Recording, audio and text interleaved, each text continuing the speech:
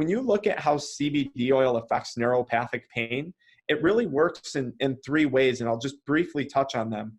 When you injure your spine, and I'm going to show this to people briefly real quick, a quick anatomy lesson. This is what your spine looks like from behind. These yellow things are nerves, okay? Right here, we have this red spot. That's a disc herniation. That's a disc bulge right in there, okay? When that disc bulges out and puts pressure on the nerve, that creates nerve pain or sciatica. How CBD oil works is this nerve is sending a message to your brain saying that you have pain.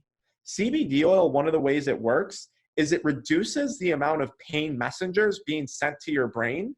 And that's actually kind of comparable to how opioids work, except without all the negative side effects that you get with opioids.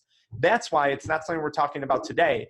But when you read about CBD oil, you're seeing a lot of people use it for opioid addiction and tapering off of opioids because of that similar mechanism of action. So one, it reduces the pain signals going to the brain. Secondly, it reduces the inflammatory chemicals involved in inflammation. That will also lead to pain relief. Lastly, it helps to balance out your endocannabinoid levels, which are closely related to the level of intensity of pain that you are feeling. If you've ever met a patient who's had chronic pain and maybe they bump their hand and they're like, oh my gosh, that hurts so much, that killed. And it's like, wow, that seems like an exaggerated response. Why are they in so much pain from such a little bump on their hand or a little bump on their back? It's because these people's pain signals are in overdrive, and CBD oil orally taken helps to calm that down. Before I'll wrap that up with saying too, I don't want people to mistake the power of the topical ones. We always give patients, especially our chronic pain patients, both the topical and the oil as well.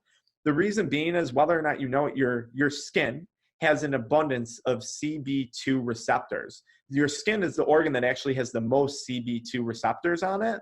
The CBD oil binds to these receptors and then will locally decrease inflammation in that area, right? So that person who sprains their elbow or rolls their ankle, even the chronic back pain patient, you could see the advantage to using a topical.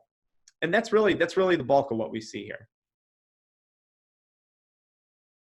We usually start people at 10 to 20 milligrams per dose, and we carry that out between 1 and 3 times a day. So that's anywhere from 10 milligrams a day up to 60 milligrams a day, taken in morning, afternoon, and evening.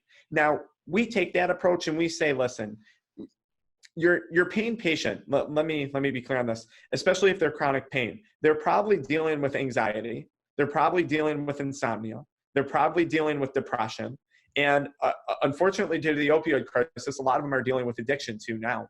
So we like to explain to people, when you take this oil, you might see relief from your depression or some relief from the anxiety at 20 milligrams. That's great. That means it's working.